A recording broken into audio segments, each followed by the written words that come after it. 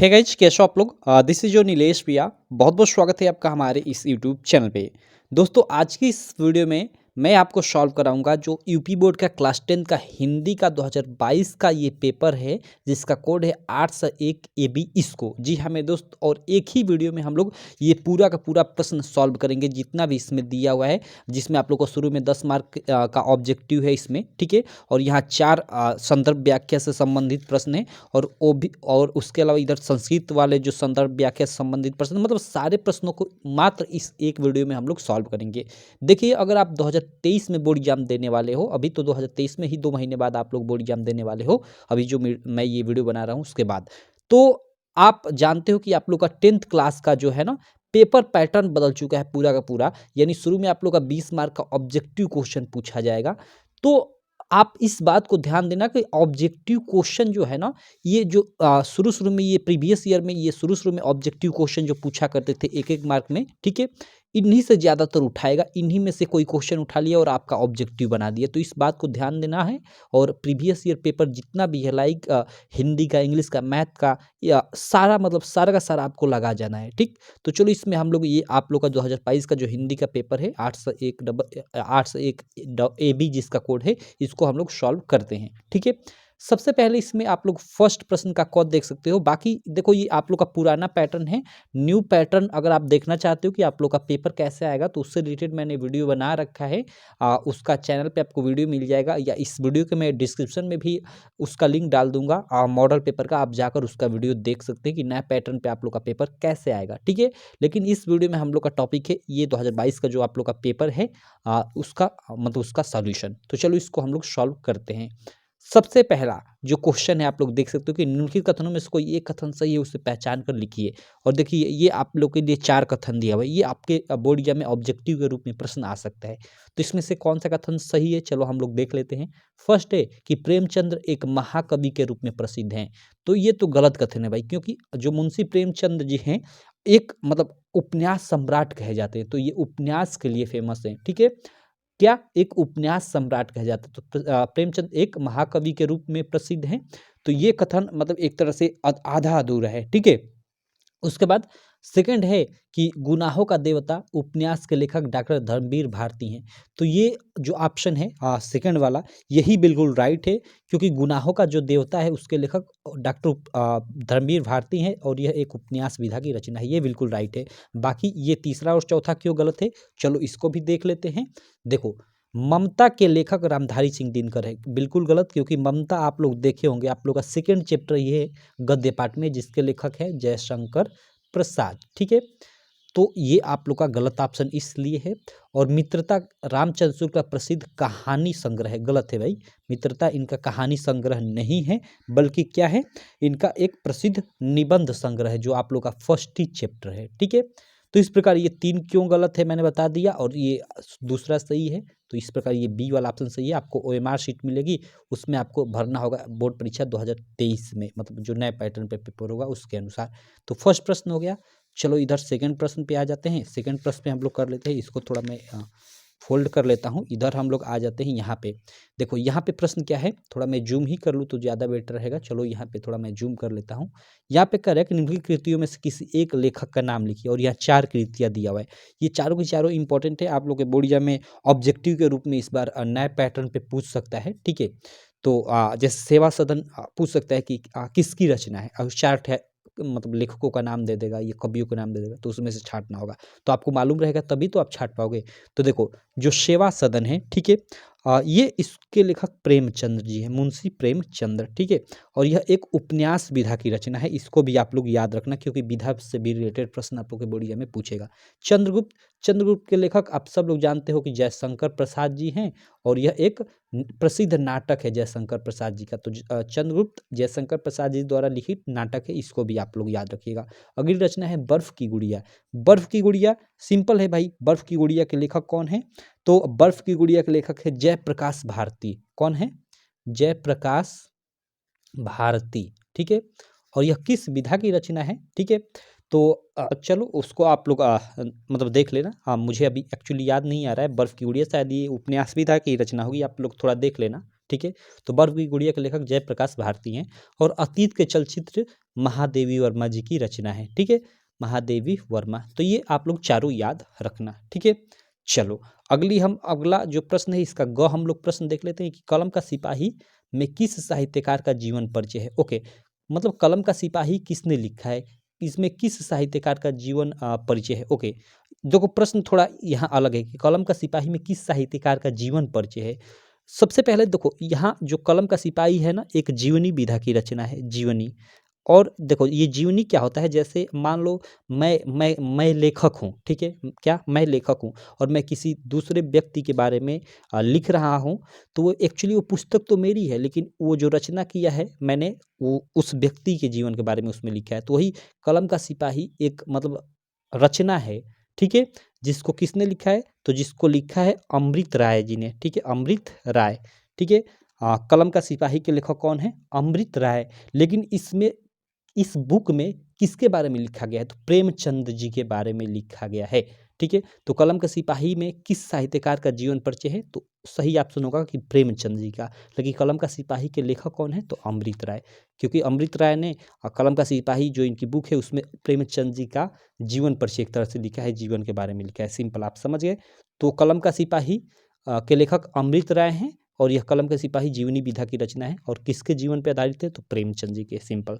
चलो, तो किसी भी प्रकार से घुमा घुमा कर भी प्रश्न पूछ लेगा तो आप कर लोगे। उसके बाद ये प्रश्न हम लोग देख लेते हैं कि किसी एक एकांकी लेखक का नाम लिखिए। भाई एकांकी लेखक मतलब फेमस एकांकी लेखक डॉक्टर राम कुमार वर्मा जी हैं, आप लोग याद रखना। आपके एग्जाम में अब ये प्रश्न ऐसे पूछेगा कि निम्न में से एक एकांकी लेखक है और उसमें 4 ठे ऑप्शन दे देगा, तो उसमें हो सकता है आपका डॉक्टर राम कुमार वर्मा जी का भी रहे, क्योंकि ये एक फेमस एकांकी लेखक है, ठीक है। उसके बाद घड़ी का के बाद अंग प्रश्न कर लेते हैं कि आवारा मसीहा के रचनाकार कौन है। मतलब जो ये आवारा मसीहा जो रचना है यह किसकी है, ठीक है। तो आवारा मसीहा के सिंपल आप लोग याद रखना, लेखक विष्णु प्रभाकर हैं। कौन है, विष्णु प्रभाकर, ठीक। चलो, ये तो क्षयवाद की 2 प्रमुख विशेषता, इसको छोड़ दो। ऐसा हो सकता है इस बार आपके एग्जाम में प्रश्न नहीं आएगा क्योंकि ये आपका ऑब्जेक्टिव टाइप का होगा, तो ये 2 विशेषताएं उसमें कैसे करेगा, नहीं। उसके बाद ये इसको किसी एक प्रगतिवादी कवि का नाम लिखिए। तो देखो प्रगतिवादी कवि आप मतलब इसको कर लेते हैं क्योंकि ये आ सकता है। तो मतलब एक तरह से हम लोग देखें जो प्रगतिवादी कवि हैं, ठीक है, वो एक्चुअली वो कौन-कौन हैं, तो इसमें जो है प्रगतिवादी कवि में, ठीक है, मतलब कई सारे हैं, जैसे केदारनाथ अग्रवाल हैं, रामविलास शर्मा है, फिर या एक नागार्जुन करकर हैं, वो हैं। तो कई सारे हैं, तो आप लोग 1-2 नाम याद रख सकते हो तो रखना, बाकी ये इतना इम्पोर्टेंट नहीं है, ठीक।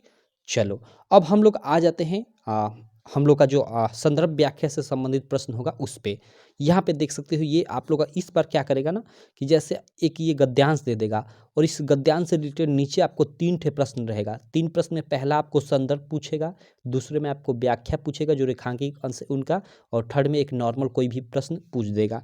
तो उन तीनों प्रश्नों का आपको उत्तर देना होगा और प्रत्येक प्रश्न 2-2 मार्क का, यानी आपको 6 मार्क मिलेगा। तो चलो इसका हम लोग संदर्भ व्याख्या करते हैं, इसका जो ये पहला है।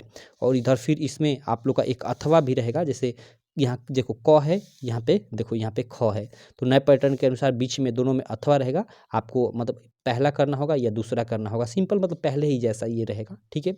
तो सबसे पहले हम लोग दोनों को कर लेते हैं क्योंकि हमें क्या पता कि ये आएगा आपके एग्जाम में कि ये आएगा, हमें तो कोई पता नहीं, कोई भी आ सकता है। तो चलो हम लोग दोनों को सॉल्व कर लेते हैं। तो पहला इसमें देखो जैसे है कि कुसंग का ज्वर सबसे भयानक होता है, यह केवल नीति और सद्वृद्धि का ही नाश नहीं करता बल्कि बुद्धि का भी क्षय करता है।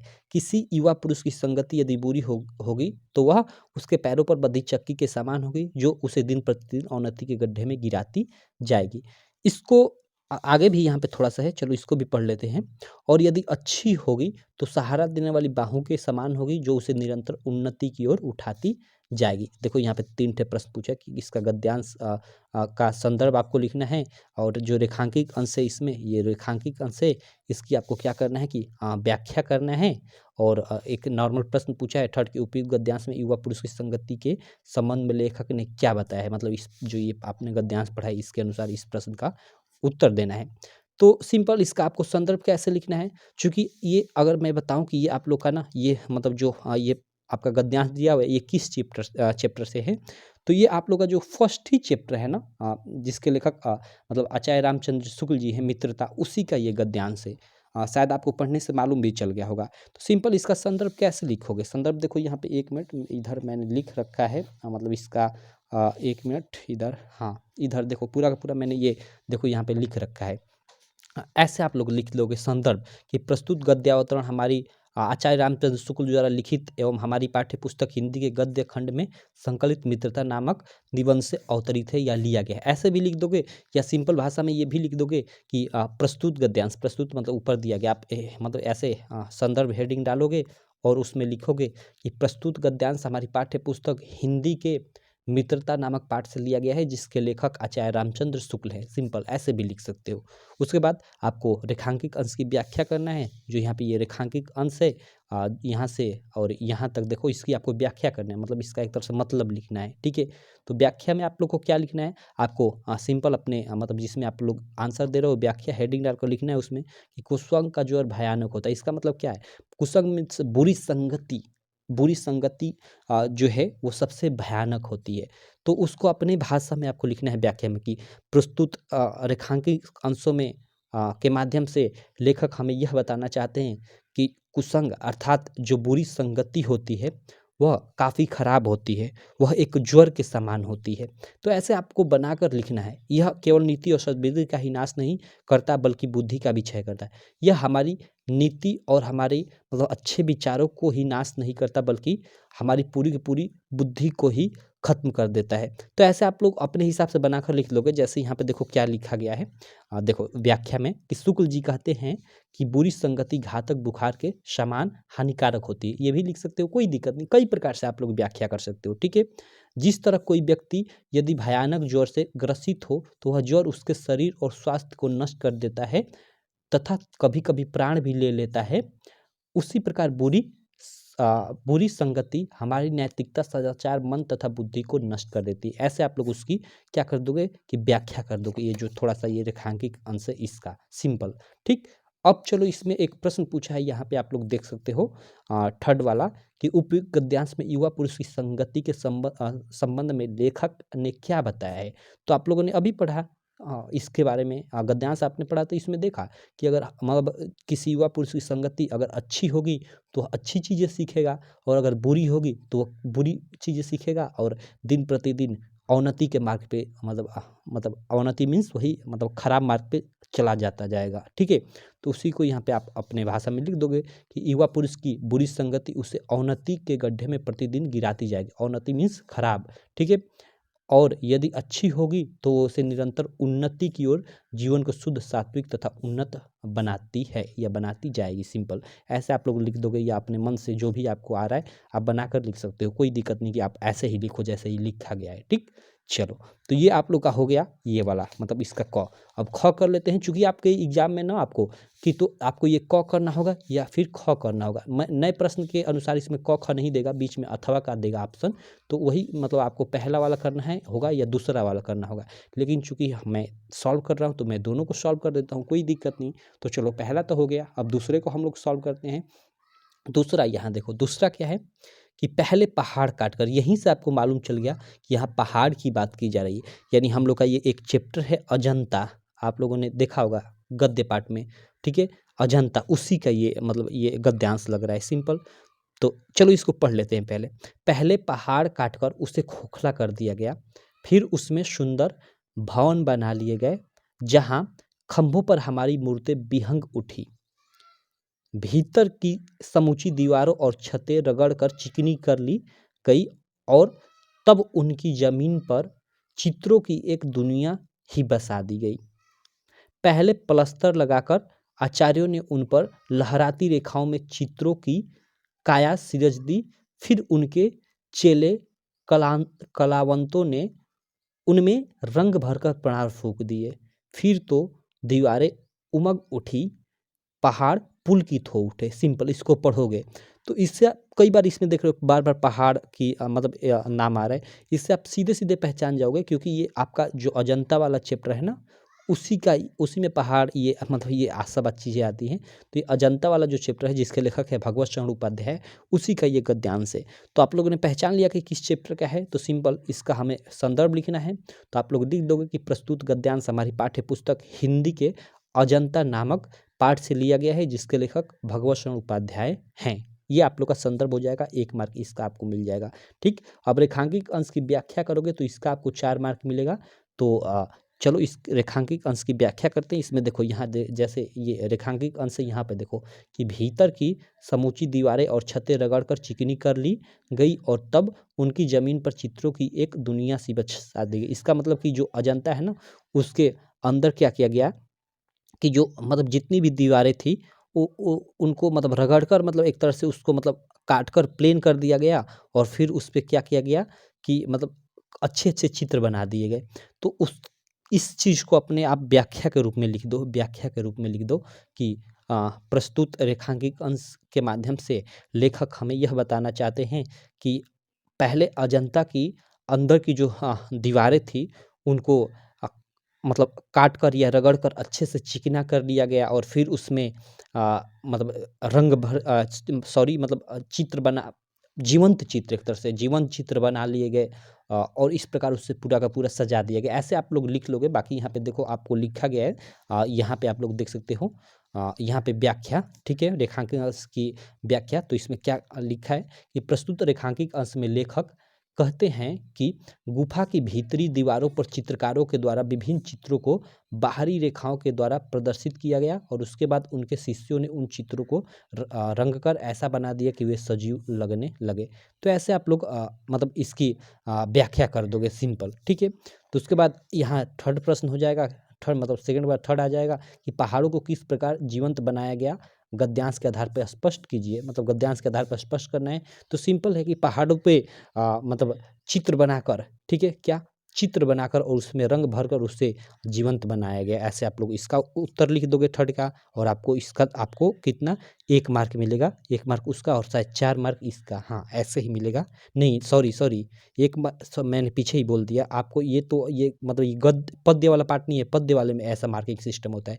गद्य वाले में आपको 2 2 और 2 इस प्रकार 2-2 नंबर मिलते हैं सबके, यानी 6 नंबर यहाँ पे आपको मिल जाएंगे, ठीक है। तो ये आप लोग का क्या होगा कि ये आपका गद्य का ये मतलब सेकंड गद्यांश हो गया। अब इस प्रकार हम लोग इसका आगे का प्रश्न अब पद्यांश पे चलते हैं। आपको चूंकि दोनों में से कोई एक ही करना होगा, लेकिन मैंने आपको दोनों को सॉल्व करा दिया। अब यहाँ हम लोग पद्यांश पे चलते हैं। इधर मैं आ जाता हूँ 1 मिनट और थोड़ा मैं पानी भी पी लेता हूँ रोक कर वीडियो।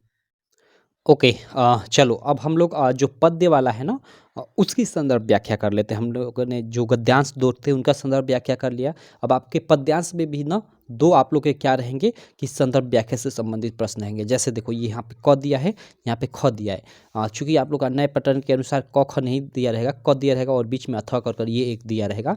तो चूंकि वही आपको नीचे वाला करो या ऊपर वाला करो, मतलब आपको एक करना रहेगा। लेकिन इसमें भी चलो हम लोग दोनों को सॉल्व कर लेते हैं, क्योंकि हमें तो पता नहीं है ना क्योंकि कौन आ सकता है आप लोग के बोर्ड एग्जाम में। तो चलो दोनों को हम लोग कर लेते हैं, दोनों काफ़ी इंपॉर्टेंट है।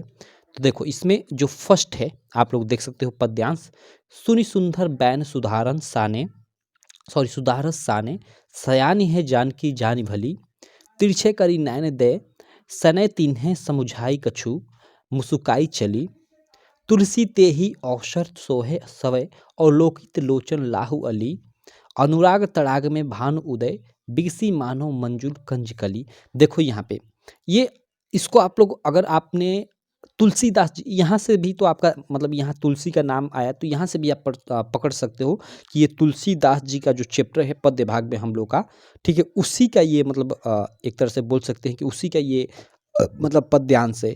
लेकिन उसमें भी मतलब 2 चीज़ें हैं, आप लोग ध्यान देना। एक वन पथ पर और एक शायद धनुष भंग, उसके 2 मतलब उसमें 2 आप लोग के एक तरह से सिलेबल हैं। तो उसमें से धनुष भंग में नहीं है, ये वनपथ में दिया हुआ, वनपथ में ये दिया हुआ आप लोग की लाइन से। तो यहाँ से हमें पता चल गया कि ये तुलसीदास जी द्वारा लिखा हुआ है और वनपथ पर आप लोग का जो मतलब पद्यांश में जो चैप्टर है उसमें का है। तो इसका आपको संदर्भ कैसे लिखना है, क्योंकि यहाँ प्रस्तुत इसका मतलब हमें संदर्भ लिखना है, व्याख्या करना है और काव्य सौंदर्य स्पष्ट करना है। संदर्भ लिखने का 1 मार्क, व्याख्या करने का 4 मार्क और काव्य सौंदर्य स्पष्ट करने का 1 मार्क। तो इसका आप लोग संदर्भ कैसे लिखोगे, तो आप जान गए कि ये वन पथ पर हम लोग का जो चैप्टर है पद्य भाग में उसमें से है और तुलसीदास जी ने लिखा है। तो सिंपल आप लोग लिख लोगे कि प्रस्तुत पद्यांश हमारी पाठ्य पुस्तक हिंदी के आ, पद्य पाठ में संकलित वनपथ पर नामक चैप्टर से लिया गया है, जिसके लेखक तुलसीदास जी हैं। ऐसे लिख लोगे, या संदर्भ लिखने के कई तरीके होते हैं, आप अपने हिसाब से भी लिख सकते हो। सिंपल आपको पता चलेगा कि वनपथ पर ये आप लोग का चैप्टर है और ये तुलसीदास जी के लेखक है, उसमें का ये पद्यांश है। तो आप अपने तरीके से भी संदर्भ लिख सकते हो, कोई दिक्कत नहीं। जैसे मैं बोल रहा हूँ वैसे ही आप लिखो, ठीक। तो आप लोग संदर्भ लिख लेना। उसके बाद इसकी व्याख्या, तो देखो पद्यांश में आपको यही है कि व्याख्या के लिए इसका मतलब जानना पड़ेगा, इसका अर्थ जानना पड़ेगा।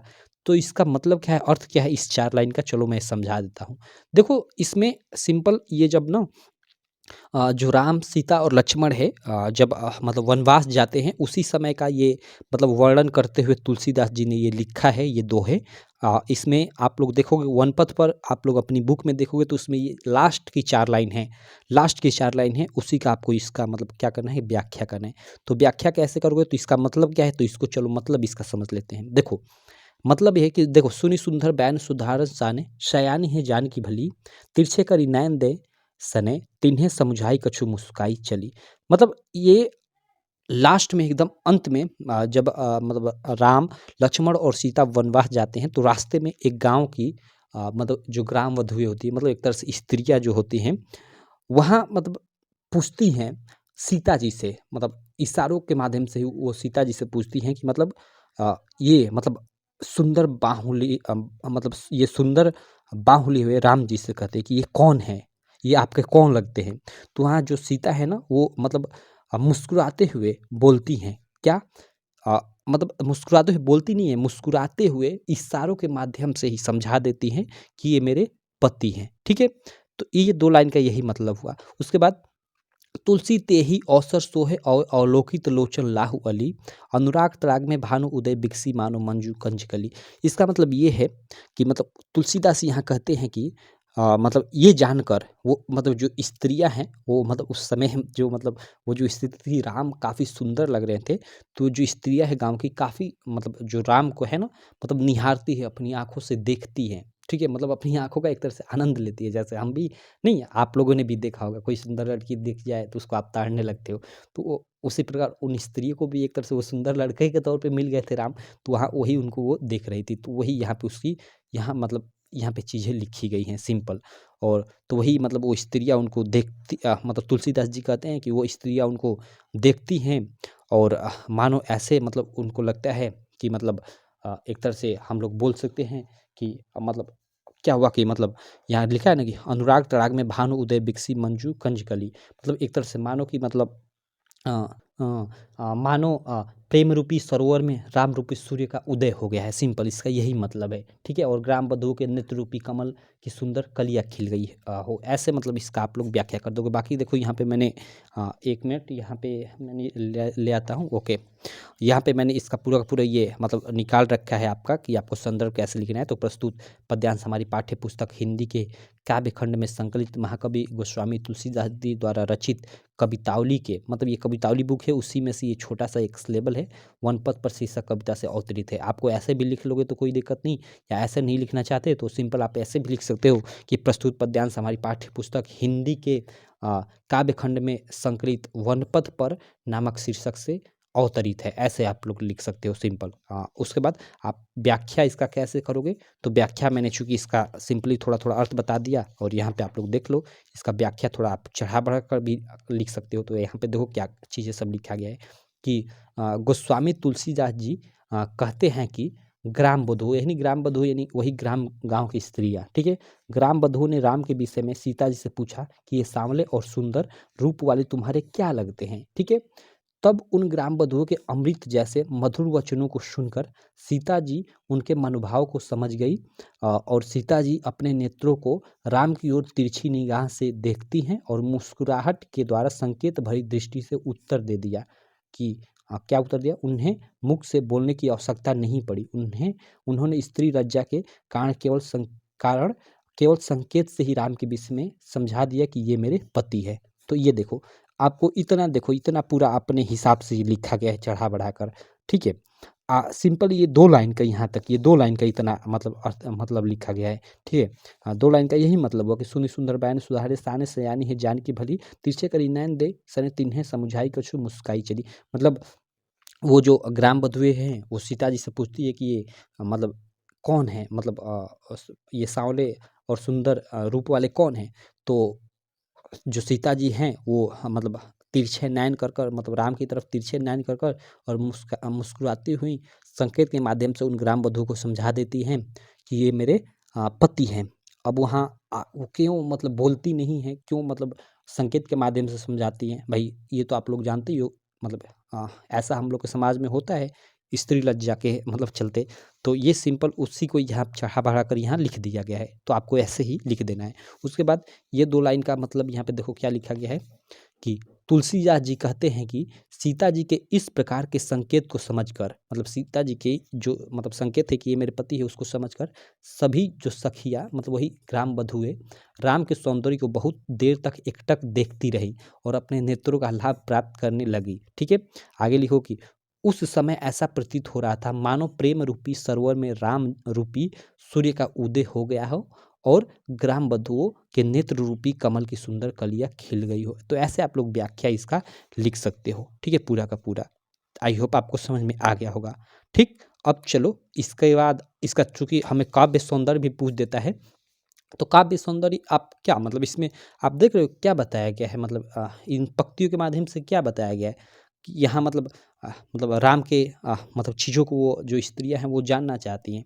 तो सिंपल यहाँ पे यही प्रसंग में यही लिख दोगे कि इन पंक्तियों में सीता जी अपने हाव भावों से ही राम के विषय में सब कुछ ग्राम सखियों को बता देती है। ऐसे आप लोग इसका प्रसंग लिख दोगे, या एक तरह से मतलब हाँ प्रसंग ये हो गया, लेकिन हमें यहाँ काव्य सौंदर्य मतलब बताना है। तो काव्य सौंदर्य में वही मतलब यहाँ पे काव्य सौंदर्य में यही आप बताओगे कि मतलब जो सीता जी है कैसे मतलब उनको समझाती है। देखो यहाँ काव्यगत सौंदर्य लिखोगे, हेडिंग डालोगे और लिखोगे कि सीता जी का ग्राम बधुओं के प्रति संकेतपूर्ण उत्तर भारतीय नारी की मर्यादा को दर्शाता है। ये आपका इसका एक तरह से काव्य सौंदर्य मतलब इसका मतलब हो गया, ठीक है, एक तरह से, ठीक।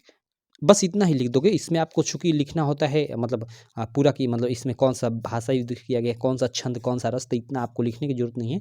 आप इतना ही लिख दोगे तो आपका ये मतलब मिल जाएगा, क्योंकि एक ही मार्क इसका होता है, ठीक है। तो चलो इसका ये क हो गया, अब ख हम लोग देख लेते हैं। इसका जो ख है उसको हम लोग सॉल्व कर लेते हैं, ये वाला ख। देखो ख क्या है कि सच्चा प्रेम वही है जिसकी तृप्ति आत्मबलि पर हो निर्भर, त्याग बिना निष्प्राण प्रेम है, करो प्रेम पर प्राण निछावर, देश प्रेम वह पूरे क्षेत्र है, अमल असीम त्याग से विलसित, आत्मा के विकास में जिसमें मनुष्यता होती है विकसित। ये लाइन से, ये लाइन कहाँ से ली गई है, तो आप लोग देखो, आप लोग का एक मतलब काव्य में ही यानी वही पद्य भाग में एक आप लोग का चैप्टर है, आप लोगों ने पढ़ा होगा स्वदेश प्रेम, ठीक है। क्या मैं यहाँ पे लिख देता हूँ, स्वदेश प्रेम, ठीक है। ये आप लोग का चैप्टर है, उसी से लिया गया है ये लाइन, ठीक है। अब स्वदेश प्रेम के लेखक कौन हैं, तो आप सब लोग जानते हो कि राम नरेश त्रिपाठी जी हैं। तो अब इसका आपको संदर्भ लिखना है सबसे पहले। तो अब इसका आप लोग संदर्भ लिख लोगे कि प्रस्तुत पद्यांश हमारी पाठ्य पुस्तक हिंदी के स्वदेश प्रेम नामक पाठ से लिया गया है। प्रस्तुत पद्यांश हमारी पाठ्य पुस्तक हिंदी के स्वदेश प्रेम नामक पाठ से लिया गया है, जिसके देखो जिसके रचयिता यहाँ मतलब लेखक नहीं लिखा जाता है। मैंने भूल चूक से अगर ऊपर यहाँ लेखक बोला होगा तो माफ़ करना। काव्य में ना यानी पद्य भाग में आपको हमेशा रचयिता लिखना होता है, और पद्य भाग में ना पद्य वाले मतलब पीछे हमने जो देखा दो, उसमें आपको लेखक लिखना होता है, ठीक है। तो आप लोग इसका ऐसे लिखोगे कि प्रस्तुत पद्यांश हमारी पाठ्य पुस्तक हिंदी के स्वदेश प्रेम नामक पाठ से लिया गया है, जिसके रचयिता राम नरेश त्रिपाठी हैं। सिंपल ऐसे इसका आप लोग संदर्भ लिख दोगे। अब इसका व्याख्या करना है, तो व्याख्या मतलब इस तरह से इसका एक तरह से पूरा अर्थ क्या इसका मतलब है इसको हमें दर्शाना है। तो देखो यहाँ सिंपल इसका मतलब क्या है इसको थोड़ा मैं बता देता हूँ, उसके बाद आप लोगों को व्याख्या मतलब लिखने में आसानी हो जाएगी। तो देखो इसका मतलब क्या है, ये स्वदेश प्रेम के बारे में राम नरेश त्रिपाठी जी लिखते हुए कहते हैं कि सच्चा प्रेम वही है जिसकी तृप्ति आत्मबलि पर हो, निर्भर, इसका मतलब क्या है, इसको थोड़ा समझने की कोशिश करना। देखो, क्या है पहली लाइन कि सच्चा प्रेम वही है जिसकी तृप्ति आत्मबलि पर हो निर्भर। मतलब कहने का यही मतलब है कि सच्चा प्रेम वही है, मतलब यहाँ प्रेम कैसा प्रेम, मतलब देश प्रेम, ठीक है, देश, क्योंकि चैप्टर का नाम ही है स्वदेश प्रेम। प्रेम यहाँ स्त्री पुरुष के प्रेम से कोई मतलब नहीं है, यहाँ पे स्वदेश प्रेम के बारे में ये लिखा गया। तो जहाँ जहाँ मैं प्रेम बोलूँगा वहाँ समझना कि देश प्रेम के बारे में कहा जा रहा है, ठीक है। तो सच्चा प्रेम है वही, सच्चा प्रेम है वही जिसकी तृप्ति आत्मबलि पर हो निर्भर। मतलब सच्चा प्रेम वही है, ठीक है, सच्चा प्रेम वही है जिसमें आत्म त्याग की भावना हो, अर्थात मतलब अपने देश के प्रेम के लिए जो लोग हैं, मतलब कुछ भी त्याग करने के लिए एक तरह से मतलब राजी हो, एक तरह से कह सकते हैं, यही इसका केवल मतलब है। त्याग बिना निष्प्राण प्रेम है, मतलब उस त्याग के बिना जो हम लोग का जो प्रेम है ना देश के प्रति, वो एक तरह से निष्प्राण के समान है, ठीक। करो प्रेम पर प्राण निछावर, मतलब हमें प्रेम पर प्राण न्यौछावर कर देना चाहिए। किस प्रेम पर, मतलब स्वदेश, देश प्रेम पे हमें अपना प्राण न्यौछावर कर देना चाहिए। देश प्रेम वह पुण्य क्षेत्र है, मतलब देश प्रेम एक ऐसा पुण्य क्षेत्र है, ठीक है, अमल असीम त्याग से विलसित, ठीक है, क्या, अमल असीम त्याग से विलसित, विलसित मतलब जिस पे जो सबसे जो मतलब एक तरह से असीम त्याग भी हमें कर देना चाहिए, ठीक है। आत्मा के विकास में जिसमें मनुष्यता होती है विकसित, मतलब जो देश स्वदेश प्रेम है, देश प्रेम है, वो मतलब उसके मतलब त्याग से ही क्या होता है कि हम लोग की आत्मा विकसित होती है, और आत्मा के विकास से ही मनुष्यता विकसित होती है। सिंपल भाषा में बोलो तो यही इसका मतलब है, ठीक है। तो इसका चूंकि मैंने व्याख्या इधर कहीं लिख रखा है क्या, मैं दिखता हूँ, इधर शायद मैंने लिख रखा था, हाँ इधर देखो, ये मैंने लिख रखा था, प्रिंट आउट निकाल रखा था। तो यहाँ पे देखो, इसका हमें चूंकि काव्य सौंदर्य स्पष्ट करना है और इसका संदर्भ लिखना है, व्याख्या लिखना है, ठीक है। तो चलो, प्रसंग इसका नहीं लिखना है क्योंकि कभी कभी प्रसंग भी पूछ देता है, तो यहाँ मैंने प्रसंग भी लिख रखा है। प्रसंग इसका कैसे लिखो, कवि ने त्याग और बलिदान को ही सच्चे देश प्रेम के लिए आवश्यक माना है, ये इसका प्रसंग एक तरह से हो गया, लेकिन यहाँ प्रसंग नहीं पूछा है। कभी कभी प्रसंग पूछ देता है, कभी कभी काव्य सौंदर्य पूछ देता है। तो इसका काव्य सौंदर्य क्या है इसको देखेंगे अभी, लेकिन सबसे पहले इसका हम लोग व्याख्या समझ लेते हैं। व्याख्या देखो, व्याख्या में क्या यहाँ पे लिखा गया है कि कवि कहते हैं कि सच्चा प्रेम वही है जिसमें आत्मत्याग की भावना होती है, आत्मत्याग की भावना होती है, अर्थात आत्मत्याग पर ही सच्चा प्रेम निर्भर होता है। सच्चे प्रेम के लिए यदि हमें अपने प्राणों को भी न्यौछावर करना पड़े तो हमें पीछे नहीं हटना चाहिए। बिना त्याग के प्रेम प्राणहीन या मृत है, ठीक है।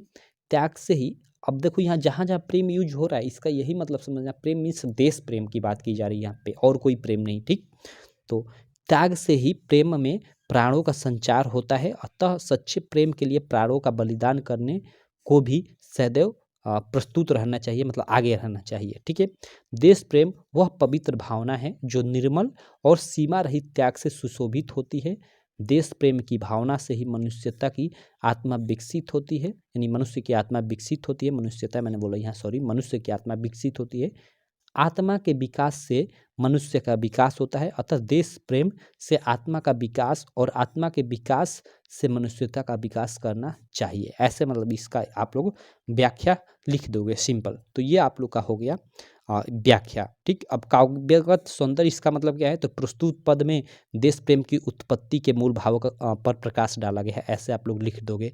केवल इतना ही लिखना, ये इसमें आपको पूरा का पूरा ये कई सारा ये चीज़ें है, मतलब इसमें काव्यगत सौंदर्य में आपको अलंकार बताना होता है, छंद भी सब बताना होता है, लेकिन उसको आप लिखोगे भी नहीं, केवल इतना लिखोगे प्रस्तुत पद में देश प्रेम की उत्पत्ति के मूल भावों पर प्रकाश डाला गया है या के बारे में बताया गया है, तो मतलब ये भी आपको 1 नंबर मिल जाएगा, इसका भी कोई दिक्कत नहीं होगी, ठीक। तो ये हम लोग का हो गया 4 ठे मतलब 2 गद्य का 2 पद्य का संदर्भ व्याख्या। अब चलो इसके बाद हम लोग का यहाँ आता था, देखो पुराने पैटर्न के अनुसार जीवन परिचय 3 मार्क में आया करता था, लेकिन अब नए पैटर्न के अनुसार यह 5 मार्क का आएगा, ठीक है। मतलब लेखकों का जीवन परिचय और कवियों का भी जीवन परिचय 5 मार्क का, ठीक है। जिसमें से आप लोग को 3 मार्क का आप लोग का जीवन परिचय लिखने का और 2 मार्क एक रचना का नाम लिखने का आएगा, ठीक है, नए पैटर्न के अनुसार। पहले ये 3 नंबर में भी 3 नंबर में ही आया करता था, तो इस बात को ध्यान रखना। तो आप मतलब गद्य पाठ में ना, हाँ, गद्य पाठ में आप लोग आचार्य रामचंद्र शुक्ल का, जयशंकर प्रसाद का और किसी एक और का भी लाइक भगवत शरण उपाध्याय का याद कर लेना, क्योंकि देखो इस बार 30% सिलेबस कम है, मतलब 2023 बोर्ड परीक्षा के अनुसार, ठीक है, 2023 बोर्ड परीक्षा के लिए 30% सिलेबस कम कर दिया गया, तो उसके अनुसार केवल आपके 4 चैप्टर ही हैं। 4 चैप्टर में आप लोग का एक डॉक्टर राजेंद्र प्रसाद जी का चैप्टर है, एक आचार्य रामचंद्र शुक्ल का, एक जयशंकर प्रसाद का, एक भगवत शरण उपाध्याय का। तो आप केवल 2 भी याद कर लेते हो, आचार्य रामचंद्र शुक्ल का और जयशंकर प्रसाद का, तो वो भी आपके एग्जाम में फंस जाएगा, क्योंकि 3 ऑप्शन तो रहेगा ही, तो आप केवल 2 का, आचार्य रामचंद्र शुक्ल का और जयशंकर प्रसाद का याद कर सकते हो, ठीक है। आगे हम लोग देखते हैं, ये इसमें आप लोग किसका किसका याद करना है, तो इसमें कम से कम 4 लोगों का याद कर लेना। 4 लोगों में एक महादेवी वर्मा का याद कर लेना, एक आप लोग तुलसीदास का याद कर लेना, एक सूरदास का याद कर लेना, और एक आप लोग देख लेना सुमित्रानंदन पंत का याद कर लेना। इन 4 लोगों का, कम से कम 4 लोगों का काव्य में तो आपको याद करना ही पड़ेगा, ठीक, क्योंकि ये 5 मार्क में आएगा, इसका भी ध्यान रखना। तो 5-5 10 मार्क ये कवियों का और लेखकों का जीवन परिचय आपको देकर जाएगा, ठीक। चलो, उसके बाद यहाँ पे इस प्रश्न को हम लोग कर लेते हैं। ये 6 प्रश्न देखो, इस बार ये भी आप लोग का यहाँ 3 एक 4 मार्क दिया है, लेकिन आप लोग को ये भी प्रश्न शायद 5 मार्क में इस बार आएगा, ठीक है। 5 मार्क में आप लोग को 2 मार्क आप लोग को संदर्भ लिखने का, और 3 मार्क शायद आप लोग को हिंदी अनुवाद करने का। तो ये पहले 4 मार्क में पूछा करता था, लेकिन इस बार ये 5 मार्क में आएगा, तो इसको आप लोग ध्यान रखना।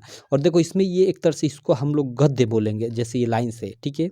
और अथवा में पहले यहाँ पे एक श्लोक देता था, इधर देखो अभी दिया होगा, इधर देखो यहाँ पे ये श्लोक दिया है, लेकिन नए पैटर्न के अनुसार आप लोग का ऐसी ही मतलब ऐसा ही मतलब 2 देगा, और फिर 2 श्लोक में भी अथवा मतलब अथवा अथवा कर 2 श्लोक भी देगा, और आप लोग को मतलब दोनों 5-5 10 नंबर का हो जाएगा, और दोनों में आप लोग को क्या करना रहेगा कि एक संदर्भ लिखना रहेगा और उसका एक हिंदी अनुवाद करना रहेगा। तो चलो ये दिया है, ये काफ़ी इंपॉर्टेंट है, हर साल आता है, तो इसका हम लोग हिंदी अनुवाद देख लेते हैं कि इसका हिंदी अनुवाद क्या है।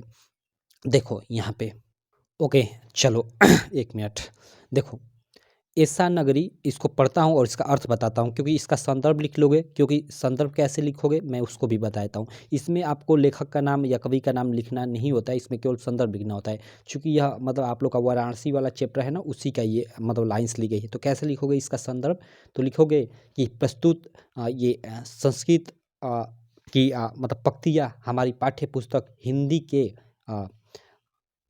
संस्कृत खंड में अवकलित वाराणसी पाठ से ली गई हैं। बस इतना आप लोग लिख दोगे, काम आपका खत्म, मतलब इसका आपका संदर्भ हो गया, ठीक है। तो उसके बाद इसका आप लोग को व्याख्या करना रहेगा। तो व्याख्या, चलो व्याख्या बोल रहा हूँ, मतलब इसका हिंदी अर्थ लिखना रहेगा। तो इसका हिंदी अर्थ कैसे लिखोगे आप, हिंदी अर्थ है जिसको आप हिंदी अनुवाद भी बोल सकते हो, तो हिंदी अनुवाद ऐसे हेडिंग डालकर और लिखना, क्या लिखना है इसका जो भी है। देखो क्या है, ऐसा नगरी भारतीय संस्कृति, मतलब ऐसा नगरी भारतीय संस्कृति संस्कृत भाषायाश्च केंद्र स्थलम अस्ति, मतलब क्या इसका मतलब है कि यह जो नगरी है भारतीय संस्कृति और संस्कृत भाषा की केंद्र स्थली है, इसका यही मतलब है। इत एव संस्कृत वाग्मस्य संस्कृतेश्च आलोक सर्वत्र प्रसिद्ध, मतलब इसका मतलब क्या है यहाँ तक कि इसका यही मतलब है, ठीक है, कि यहीं से संस्कृत साहित्य और संस्कृति का प्रकाश सभी जगह फैला है, इसका यही मतलब है। तो आप लोग लिख दोगे। उसके बाद मुगल युवराज दारा सिकोह अत्रागत्य, मतलब मुगल राज दारा सिकोह यहीं आकर भारतीय दर्शन शास्त्राणाम अध्ययन अकरोत, मतलब भारतीय दर्शन शास्त्र का अध्ययन किए, ठीक है। क्या लिखोगे कि मुगल युवराज दारा सिकोह ने यहाँ आकर यहीं आकर भारतीय दर्शन शास्त्र का अध्ययन किया, ठीक है। सा यहाँ पे सा होगा, सा तेसा ज्ञानेन तथा प्रभावित अभवत, मतलब वह उसके ज्ञान से इतना प्रभावित हुए, यत तेन उपनिषद अनुवादम पारसी भाषायाम करिता, मतलब वह मतलब इससे इतना प्रभावित हुए कि वे इसका इस उपनिषद का, ठीक है, पारसी भाषा में अनुवाद करा दिए। सिंपल यही इसका मतलब, इसका अर्थ आप लोग लिख दोगे, ठीक है। तो उसका आपको 3 मार्क मिल जाएगा, ठीक है। ये 5 मार्क में आएगा नए पैटर्न के अनुसार। तो उसके बाद चलो इधर एक और है, इसका हम लोग कर लेते हैं। यहाँ पे जैसे ये है, यहाँ पे एक श्लोक है यहाँ पे, ठीक है। लेकिन इस बार नए पैटर्न के अनुसार मैं आपको बता दूं कि जैसे ये लाइंस दी गई थी ऐसे इसी प्रकार एक और लाइन दी रहेगी अथवा में, ठीक है। और यह 5 मार्क का प्रश्न रहेगा। तो आप ये करो या अथवा वाला करो, ठीक है, ऐसा ही दिया रहेगा। और आप लोग को उसके बाद ये एक और प्रश्न दिया रहेगा जिसमें आपको 2 मतलब ऐसे मतलब ये श्लोक दिए रहेंगे, जैसे ये एक श्लोक दिया है और अथवा में कर एक और श्लोक दिया रहेगा, और वो दोनों में से किसी एक का आपको संदर्भ और हिंदी अनुवाद करना रहेगा नए पैटर्न के अनुसार। तो चलो इसको हम लोग कर लेते हैं, ये भी काफ़ी इंपॉर्टेंट है। जैसे ये बंधनम मरणम वापि जय वापि पराजय उभयत्र समो वीर वीर भावो ही वीरता, ठीक है, ये आपका है। तो इसका आपको सबसे पहले संदर्भ लिखना है। तो संदर्भ लिखने में सबसे पहले तो आपको जानना पड़ेगा कि आपके किस चैप्टर में यह मतलब यह श्लोक दिया हुआ है, ठीक है। तो देखो आप लोग पढ़ोगे ना तो आपका एक चैप्टर है मतलब हिंदी में ही पीछे संस्कृत वाले पार्ट में, कौन सा, वीर वीरेण पूज्यते, वीर वीरेण पूज्यते, उसी में का ये श्लोक है, ठीक है। तो आप इसका संदर्भ कैसे लिखोगे कि प्रस्तुत श्लोक हमारी पाठ्य पुस्तक हिंदी के संस्कृत खंड के वीर वीरेण पूज्यते नामक पाठ से लिया गया है, या पाठ से उद्धृत है, ऐसे आप लोग लिख दोगे, ठीक है। और उसके बाद इसका आप लोग व्याख्या हिंदी अनुवाद इसका, सॉरी मैं व्याख्या बार बार बोल दे रहा हूँ, हिंदी अनुवाद इसका करना है। तो इसका आप हिंदी अनुवाद लिख दो, क्या, बंधन मरण वापि जय वापि पराजय, मतलब बंधन हो अथवा मरण हो, जय हो या पराजय हो, उभयत्र समो वीर, मतलब इन दोनों मतलब जगहों पे वीर मतलब समान ही रहता है। और वीर की इसी प्रकार की जो वीरता होती है, ठीक है, वो मतलब वही वीरता कहलाती है। सिंपल, वीर भाव वही वीरता, मतलब यही जो मतलब चीज़ है क्या होती है कि वीरता कहलाती है। बंधन हो अथवा मरण हो, जीत हो या हार हो, दोनों ही अवस्थाओं में वीर समान रहता है। और वीर की यही मतलब भावना जो है या भाव है, वीरता कहलाती है। सिंपल इसका यही मतलब हुआ, उसको आप लोग लिख दोगे। तो ये आप लोग इसको भी समझ गए। अब चलो जो इम्पोर्टेंट है इसमें उसको मैं करा देता हूँ। चूँकि ये नीचे देखो ये आपके रस छंद अलंकार ये इधर ये सब हैं, तो इनसे आप लोग का क्या आएगा कि इससे आप लोग का मतलब रिलेटेड ऑब्जेक्टिव क्वेश्चन आएगा शुरू में, अब 20 मार्क का, ठीक है। तो इसको सॉल्व करने का कोई उतना मतलब नहीं है, ठीक है। तो इसको मैं छोड़ ही देता हूँ, हाँ इसको मैं छोड़ ही देता हूँ। और इधर आप लोग का इधर देखो चलो इसको मैं बता ही दूंगा, ये वाला बता दूंगा, क्योंकि ये तो आएगा ही, प्रश्न आएगा आपके एग्जाम में ऑब्जेक्ट, लेकिन यही है कि इसको आपको ऑब्जेक्टिव बनाएगा। तो चलो इसको मैं इसको बता दूंगा, लेकिन उससे पहले हम लोग थोड़ा इसको सॉल्व कर लेते हैं। और ये श्लोक भी आपके इस साल के मतलब ये मत समझना श्लोक भी आएगा, तो श्लोक कम से कम 3 याद कर लेना। यहाँ ये कुछ संस्कृत के प्रश्न है, इसको देखो, जैसे हम लोग का यहाँ पे प्रश्न है, इसको हम लोग इन प्रश्नों को सॉल्व कर लेते हैं। ऐसा प्रश्न आएगा, लेकिन ये प्रश्न देखो 1-1 मार्क का है, लेकिन इस बार नए पैटर्न के अनुसार 2-2 मार्क का रहेगा और 2 प्रश्नों को करना रहेगा, ठीक है। तो चलो इसको हम लोग सॉल्व कर लेते हैं। ओके, तो देखो इसमें जो फर्स्ट प्रश्न है कि वाराणसी कस्य भाषायाः केंद्रम अस्ति, तो सिंपल है भाई, संस्कृत भाषा का केंद्र है वाराणसी। तो आप लोग लिख दोगे कि वाराणसी संस्कृत भाषायाः केंद्रम अस्ति, सिंपल। उसके बाद सेकंड प्रश्न है कि चंद्रशेखर कौ आसीत्, भाई चंद्रशेखर कौन था।